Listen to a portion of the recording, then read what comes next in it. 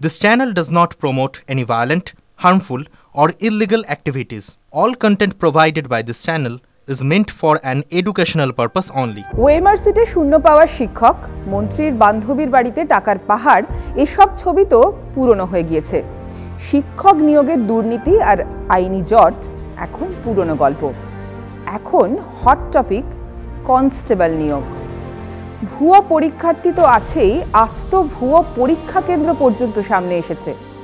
দুর্নীতির অভিযোগ এখনও নির্দিষ্টভাবে ওঠেনি, কিন্তু এক ঘন্টার পরীক্ষা ঘিরে জালিয়াতির যে জাল ছড়িয়েছে তা অবাক করার মতো। রাজ্য ছাড়িয়ে জাল ছড়িয়েছে ধানবাদ পর্যন্ত। নিয়োগ পরীক্ষায় পর গ্রেফতারি। বিরোধীরা বলছেন বড় স্ক্যাম। আসলে কি হলো রবিবারের পরীক্ষায়? অভিযোগগুলো চমকে দেওয়ার মতো। আজ দ্য ব্রিফিং রুমে আমি তন্নিষ্ঠা সেই সব অভিযোগের কথাই বলবো।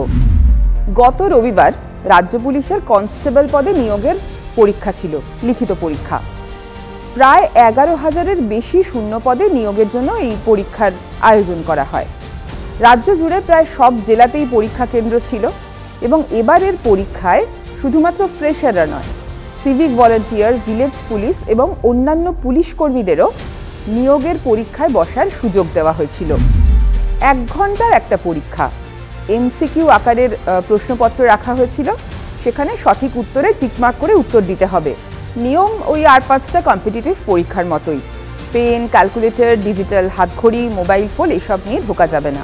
আর ঢোকার সময় প্রত্যেক পরীক্ষার্থীর ভিডিওগ্রাফি করা হয়। এই পরীক্ষার জন্য রবিবার লোকাল ট্রেনের সংখ্যাও বাড়িয়ে দিয়েছিল রেল। কিন্তু রবিবার বেলা বাড়ার সঙ্গে সঙ্গেই সামনে আসতে শুরু করে একের পর এক চাঞ্চল্যকর ছবি। প্রথমেই বলি পূর্ব বর্ধমানের কথা। পূর্ব বর্ধমানের আউশ গ্রামে 2 নম্বর ব্লকের কলমডাঙ্গা এলাকা। একদম জঙ্গল ঘেরা জায়গা। দেখুন, প্রচুর বাঁশ গাছের জঙ্গল। রাস্তা থেকে বেশ খানিকটা দূরে একটা ফুটবল গ্রাউন্ডে একটা অস্থায়ী মণ্ডপ রয়েছে, এখানে প্যান্ডেল করা হয়েছে, কাপড় দিয়ে ঘেরা ছিল। গভীর রাতে এখানেই চলছিল যে পুলিশের নিয়োগের যে প্রক্রিয়া, সেই প্রক্রিয়া এখানে চলছিল। কিভাবে এই জঙ্গল ঘেরা জেলায় প্রক্রিয়া চলছিল সে নিয়ে প্রশ্ন উঠেছে। ইতিমধ্যেই বর্ধমান থেকে পুলিশের একটি দল এসে এখানে হানা দেয় এবং এখান থেকে 7 জনকে পুলিশ গ্রেপ্তার করে। যেটা জানা গেছে যে প্রচুর টাকার বিনিময়ে পুলিশের চাকরির দেওয়ার যে এখানে একটা চক্র চলছিল। রাত্রেবেলায় প্রচুর যারা পুলিশের চাকরি আজকে যারা পরীক্ষা দিচ্ছে তারা এখানে এসেছিল এবং এখানে এসে যোগাযোগ করে কিভাবে পুলিশের চাকরি তারা নিয়োগ পাবে সেই ব্যাপারেই তাদেরকে এখান থেকে পরিষ্কার দিশা দেওয়া হয়েছিল, যদিও সমস্ত ঘটনা হচ্ছিল টাকার বিনিময়ে। তাদের জিজ্ঞাসাবাদ করে জানা যায় ওই ক্যাম্পে প্রশ্নও ভুয়ো, সেন্টারটাই ভুয়ো। নকল পরীক্ষা দেওয়ার ব্যবস্থা হচ্ছিল পরীক্ষার্থীদের জন্য, অবশ্যই লাখ লাখ টাকার বিনিময়ে। এবার বলি বসিরহাটের কথা।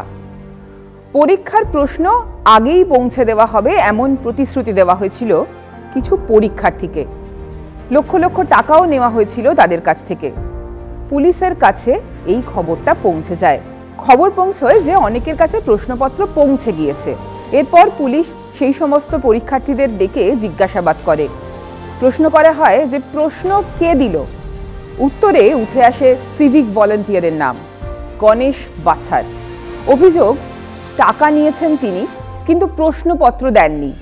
আর পরীক্ষার ঠিক আগেই ফোন করেও আর পাত্তা পাওয়া যাচ্ছে না, টাকাও ফেরত দিচ্ছেন না তিনি। রাতেই গণেশ বাছারকে গ্রেফতার করে পুলিশ। বেশ মজার বিষয় না?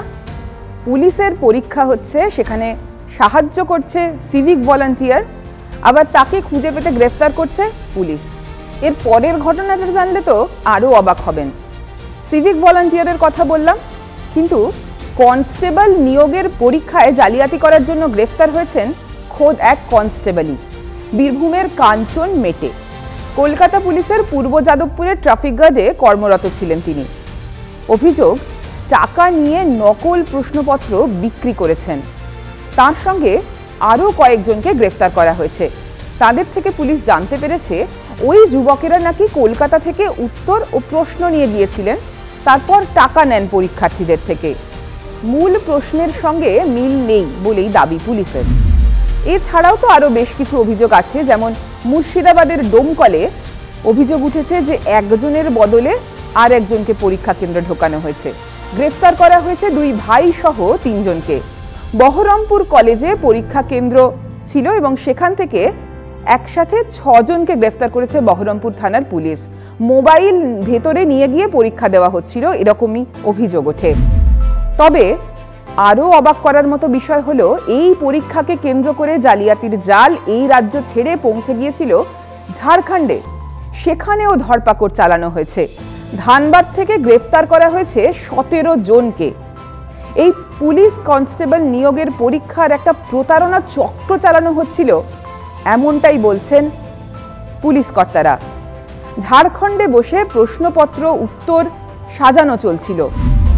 ঝরিয়ার একটি লজে পুলিশ অভিযান চালায় এবং সেখানে গিয়ে দেখতে পায় বিপুল পরিমাণ অ্যাডমিট কার্ড, প্রশ্ন উত্তরের note, mobile phone, smart watch, বিভিন্ন সার্টিফিকেট, পরিচয়পত্র, ব্যাংক সংক্রান্ত নথি, অসংখ্য কাগজপত্র উদ্ধার করা হয় সেখান থেকে। 272 জন প্রার্থীর অ্যাডমিট কার্ড ও 67টা মোবাইল পাওয়া গিয়েছে ঝরিয়ার ওই লজ থেকে। পুলিশ জানিয়েছে একাধিক পরীক্ষার্থীকে ওই লজে নিয়ে গিয়ে রাখা হয়েছিল। লজের রেজিস্টার খতিয়ে দেখে পুলিশ দেখতে পায় যে সেখানে 100-এরও বেশি পরীক্ষার্থীর নাম নথিভুক্ত হয়েছিল। কারোর কাছ থেকে নেওয়া হয়েছে 2 লক্ষ টাকা, কারোর কাছ থেকে নেওয়া হয়েছে 5 লক্ষ টাকা। লজ মালিককেও গ্রেফতার করা হয়েছে। সেখানে যে প্রশ্নগুলো পাওয়া গিয়েছে সেগুলো আসল নাকি ভুয়ো সেটা খতিয়ে দেখছে পুলিশ। अभ्यर्थी वगैरह नाडिया जिले के हैं, कुछ बीरभूम जिले के हैं, तो अलग अलग जिले के क्या ये हैं। तो हम लोगों के पास लगभग 272 अभ्यर्थियों के एडमिट कार्ड बरामद हुए हैं, है ना, और उसी हिसाब से 67 मोबाइल फ़ोन्स भी जब्त हुए हैं, और भी कुछ आप लोग जैसे देख रहे थे कुछ रजिस्टर वगैरह भी मिले हैं। यही जानकारी है कि क्या होता है, इसमें कुछ संदिग्धों का नाम आया है कि जो रैकेट को चला रहे थे, लेकिन वो अभी तक क्या होता है वो भागे हुए हैं। তবে শুধুই কি জালিয়াতি? এই পুরো পরীক্ষাটায় দুর্নীতির গন্ধ পাচ্ছেন বিরোধীরা। শুভেন্দু অধিকারী বলছেন এই পরীক্ষা বাতিল হবে, তিনি নাকি নিশ্চিত। এখানেও ওএমআর শিট নিয়ে উঠছে অভিযোগ। সম্পূর্ণ অবৈধ নিয়োগ, পরীক্ষার্থীদের উচিত কোর্টে যাওয়া। কেন? ওএমআরে সিরিয়াল নম্বর ছিল না, ওএমআরে কার্বন কপি ছিল না। তার কারণ হচ্ছে চাকরি বিক্রি করবে, ওএমআর টেম্পার করবে, সেই জন্য কার্বন কপি পরীক্ষার্থীদের দেওয়া হয়নি। এটা প্রহসনের পরীক্ষা। মমতা ব্যানার্জি 500 টাকা ভাতাকে 1000 করেছে, ভোটের আগে 1000টা হয়তো 200 টাকা বাড়াতেও পারে। চাকরি দেবে না, একদম নাম করে লিখে রাখুন, কোনো চাকরি হবে না। শুধু তাই নয়, শুভেন্দুর কথায় এই পরীক্ষা নাকি আসলে গাজর ঝোলানো। পুলিশের পরীক্ষা হচ্ছে, একটা চাকরি হবে না এমন করে হিসাব করে বলেছে। ফেব্রুয়ারি মাসের প্রথম সপ্তাহে মৌখিক পরীক্ষা হবে, ফেব্রুয়ারি মাসের দ্বিতীয় সপ্তাহে ভোটের ডেট ঘোষণা হবে। সবকে পরীক্ষায় বসিয়ে রেখে গাজর ঝুলিয়ে দিল। তবে তৃণমূল এই ব্যাপারে সেভাবে মুখ খোলেনি। তৃণমূল নেতা জয়প্রকাশ মজুমদার এই বিষয়ে বলেছেন যে আসলে এগুলো চাকরি আটকানোর চেষ্টা, এবং তিনি মনে করিয়ে দিয়েছেন যে সিপিএম এবং বিজেপি বারবার নিয়োগ আটকাতে আদালতে যায়।